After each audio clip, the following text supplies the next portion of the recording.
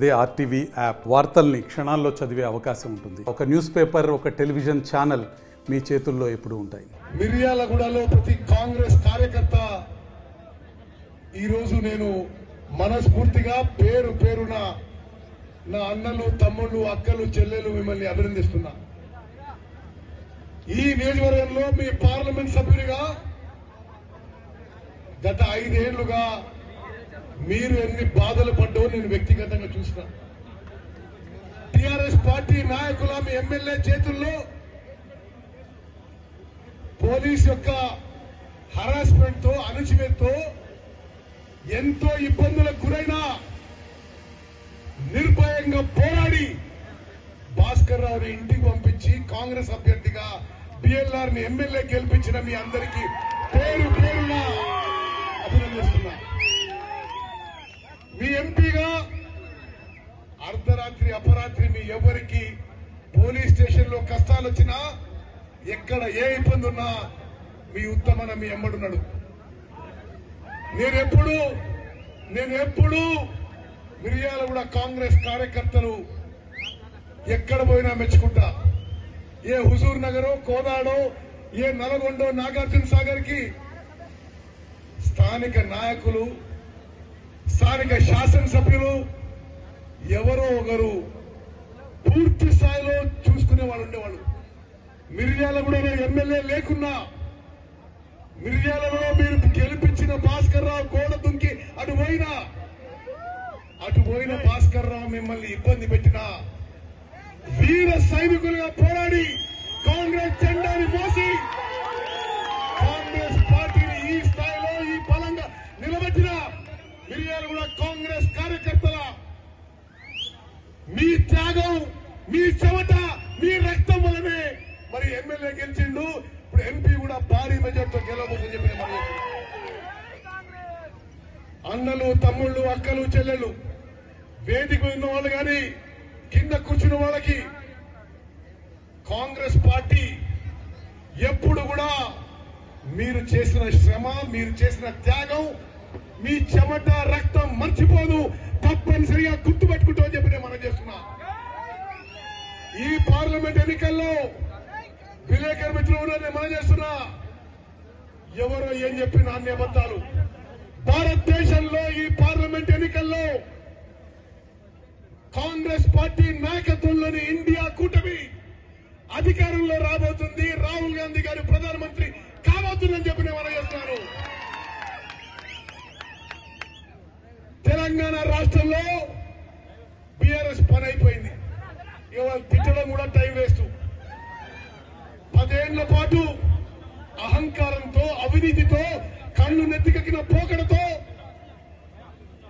మేము చూసినాం ఏ విధంగా వాళ్ళు ప్రవర్తించారో. బీఆర్ఎస్ పార్టీని జనమే పొందబెట్టిండ్రు. వాళ్ళ గురించి మాట్లాడే అవసరం లేదు. వాళ్ళు ఏం మీటింగ్లు పెట్టి పిచ్చి పిచ్చి మాటలు మాట్లాడినా జనం మనసులో నుంచి బీఆర్ఎస్ పార్టీ తొలగిపోయింది. 10 ఏళ్లు అధికారంలో ఉన్న తర్వాత 100 రోజుల్లో 10 ఏళ్ల అధికారం తర్వాత అధికారం కోల్పోయిన ఒక్క ఎలక్షన్ లో 100 రోజుల్లోనే బీఆర్ఎస్ పార్టీ ఖతమైపోయింది. వాళ్ళ గురించి మనం అసలు మాట్లాడిన అవసరం లేదు, పోటీయే లేదు. బీజేపీ ఏదో కొత్త నాటకాలు మొదలుపెట్టింది తెలంగాణలో. బీజేపీ ప్రభుత్వం తెలంగాణ రాష్ట్రానికి ఏమీ చేయలేదని చెప్పి మనం చేస్తున్నా. పార్లమెంట్ లో విలేకరు మిత్రులు గమనించాలి, నరేంద్ర మోదీ గారు తెలంగాణ ప్రత్యేక రాష్ట్రం ఏర్పాటు ప్రక్రియని హేళన చేసిండు. తెలంగాణ రాష్ట్రాన్ని అవమానపరిచిన విషయాన్ని మనం చేస్తున్నాను. ఆనాడు ఆంధ్రప్రదేశ్ రీఆర్గనైజేషన్ యాక్ట్ లో ఆనాటి కాంగ్రెస్ ప్రభుత్వం కాజీపేటలో రైల్వే కోచ్ ఫ్యాక్టరీ పెట్టాలంటే పెట్టలే, బయ్యారం స్టీల్ ఫ్యాక్టరీ పెట్టాలంటే పెట్టలే, తెలంగాణ గిరిజన సోదరులకి ఒక కేంద్ర విశ్వవిద్యాలయం ఇవ్వాలి, సెంట్రల్ ట్రైబల్ యూనివర్సిటీ ఇవ్వలే. ఈ ఒక్క విషయం మీరు గమనించాలి. ఆంధ్రాలోనేమో కేంద్ర గిరిజన విశ్వవిద్యాలయం మంజూరైతుంది, నిర్మాణం అవుతుంది. ఇప్పటికే క్లాసులు మొదలైనవి. తెలంగాణలో మంజూరైన కేంద్ర విశ్వవిద్యాలయం గిరిజన విశ్వవిద్యాలయం నామ మాత్రమే గ్రౌండ్ మీద ఉంది, పని కూడా మొదలు కాలేదు. గతంలో పార్లమెంట్ సభ్యులు మీకు చెప్తున్నా, నరేంద్ర మోదీ గారు పార్లమెంట్ సాక్షిగా 2015 నుంచి ప్రతి సంవత్సరం రైతుల ఆదాయం రెట్టింపు చేస్తా అన్నాడు. డబ్లింగ్ ఆఫ్ ఫార్మర్స్ ఇన్కమ్, భారతదేశంలో రైతుల ఇన్కాన్ని రెట్టింపు చేస్తా అన్నాడు. రెట్టింపు చేయకపోగా కేంద్ర ప్రభుత్వ చర్యల వల్ల రైతుల ఆదాయం తగ్గిపోయింది. ఎంఎస్పీకి కనీస మద్దతు ధరకి చట్ట పద్ధతి ఇస్తా, లీగల్ శాంక్టిటీ ఇస్తా, చట్టం చేస్తా అని హామీ ఇచ్చిన బీజేపీ రైతాంగాన్ని మోసం చేసిందనే విషయాన్ని మనం చేస్తున్నా. అదేవిధంగా హౌసింగ్ ఫర్ ఆల్ అనే ప్రోగ్రాం పెట్టిండ్రు. అంటే అందరికీ ఇల్లు కట్టిస్తామని తెలంగాణ రాష్ట్రంలో కేంద్ర బీజేపీ ప్రభుత్వం ఒక్క ఇల్లు కూడా కట్టియలే. హైదరాబాద్ రంగారెడ్డిలో అంతకుముందున్న కాంగ్రెస్ ప్రభుత్వం information technology investment region ITR project మంజూరు చేస్తే దానికి పెట్టుబడి 2.5 లక్షల కోట్లు, 50 లక్షల ఉద్యోగాలు రావాలి. బీజేపీ ప్రభుత్వం కేంద్రంలో వచ్చి రద్దు చేసిన విషయాన్ని మనం చేస్తున్నాం. మిత్రులారా, భారతదేశంలో బీజేపీ ప్రజాస్వామ్యకే ప్రమాదం అని చెప్పి నేను మనం చేస్తున్నా. మళ్ళోసారి బీజేపీ గెలిచి నరేంద్ర మోదీ ప్రధానమంత్రి అయితే ఈ విధంగా మనం అయితే పూర్తి స్వేచ్ఛతో ఒక ఫ్రీ అండ్ ఫెయిర్ డెమోక్రసీలో బతుకుతున్నామో అది ముందు ఉండబోదు అని చెప్పి కూడా నేను మనం చేస్తున్నా. భారతదేశంలో ప్రజాస్వామ్య వ్యవస్థలని సంస్థలని విచ్ఛిన్నం చేసింది, బలహీనపరిచింది నరేంద్ర మోదీ బీజేపీ ప్రభుత్వం మనం చేస్తున్నా.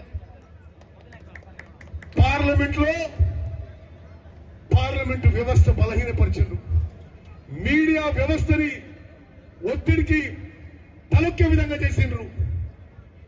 ప్రజాస్వామ్యం కాపాడే అన్ని వ్యవస్థలకి బీజేపీ ప్రమాదకరం అని చెప్పి మనం చేస్తున్నాం. ఈరోజు కొంత ఆత్మ సంతృప్తి మనం చేస్తున్నా.